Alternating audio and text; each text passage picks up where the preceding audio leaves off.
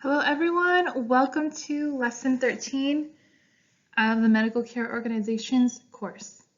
Okay, so today, or in this lesson, we're going to learn about health policies. And first of all, I just want to say that this is going to be a very, very short lesson. We're not even going to touch on every single slide that's within this particular PowerPoint. Okay, so there are just a few things that I definitely want to make sure that you guys are aware of, that you guys know within health policy, but everything else is really just for your own benefit. Okay, so move on. So health policy. Public policies in general are authoritative decisions made by either the legislative, executive, or judicial branches of government.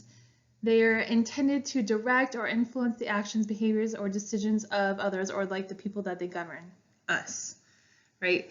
Health policies, in particular, are the aggregate principles, stated or unstated, that characterize the distribution of the resources, the services, and political influences that impact on the health of the population. Okay?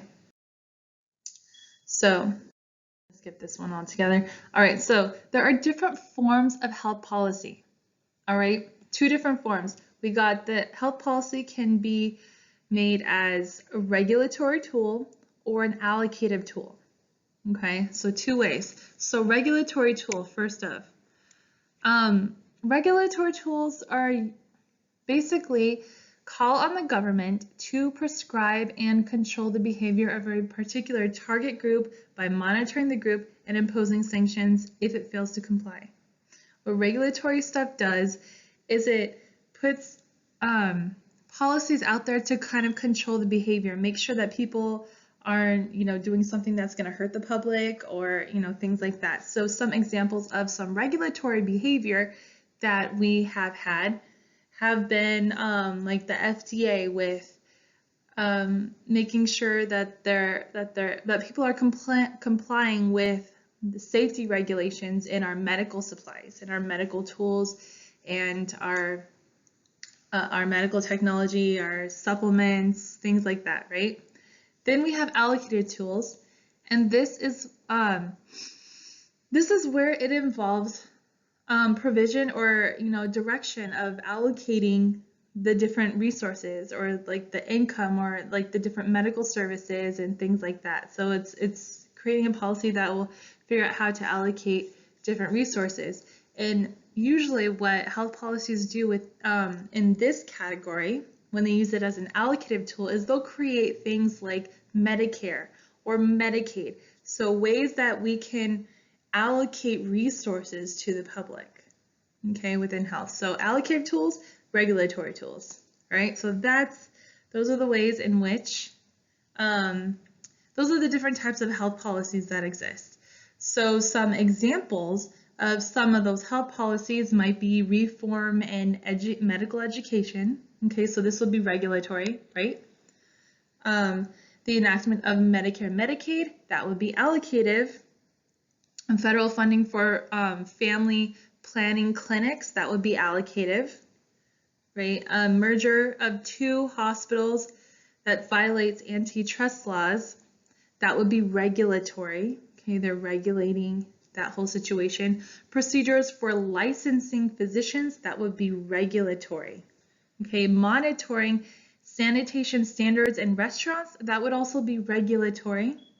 Okay, and then banning smoking in public places, that would also be regulatory. Moving forward. All right, so some of the principal features of the United States health policy. So we can characterize our health policies as fragmented, incremental, piecemeal form. They're unsystematic, partial measures, pluralistic, interest group, people influencing our system, decentralized role of the states, the impact of presidential leadership, and all of that. So all that kind of influences and characterizes how our health policies are formed, and you know, so not the best, right? Anyway, government spending on healthcare usually fills the private sector gaps, okay? Or at least that's the goal there. So a lot of the intervention that the government spending provides will be is usually for environmental protection, preventative services, communicable disease control, like what we're in right now, care of special groups. We already learned about the special populations in the previous lesson. So institutional care of mentally and chronically ill. You know, notice how the states are mainly the facilities that you know, care for or have like organize the institutional care, especially the mentally and chronically ill. States usually own those facilities. So anyway, medical care to the indigent populations. So the Native Americans, we have different programs for those groups for them to access healthcare.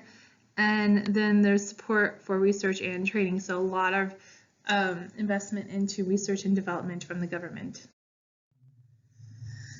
Okay, so this is going to give you an idea of all of the problems associated with our government's involvement in healthcare. So I'm going to go ahead and invite you to read through this whole list of all these bad things that are happening, and go ahead and develop your own conclusions to that. We won't necessarily be tested on these things, but it's definitely interesting to know. And now, finally, we're going to look at pluralistic and interest group politics. And just real quick, so well-organized interest groups are the most effective demanders of policies. And some examples of this, and we've actually seen this since the very beginning of medicine in this country. Remember, the Medical Association, the American Medical Association, the AMA, okay, they have been probably the most influential group that changed our healthcare system by far, more than like any other. I mean, of course, all these other different interest groups have played some role and have been involved, highly involved, in fact. But the American Medical Association has really shaped the way our healthcare system has moved into the future. So remember back when they totally reformed our medical school education. They made it so that we had to have prescription drugs authorized by a physician and countless of other things that we don't need to get into now because we've already kind of discussed them in previous lessons. But so anyway, a lot of where our health policies go from here will be influenced by interest groups, special interest groups, well-organized special interest groups. Okay, so anyway, that is the lesson. That is the end of lesson 13. I'll see you in the next one, and we are just about done with this quarter. Okay, so I hope you've learned a lot, and if you have any questions, of course, please email me or comment on the bottom below. Have a great day.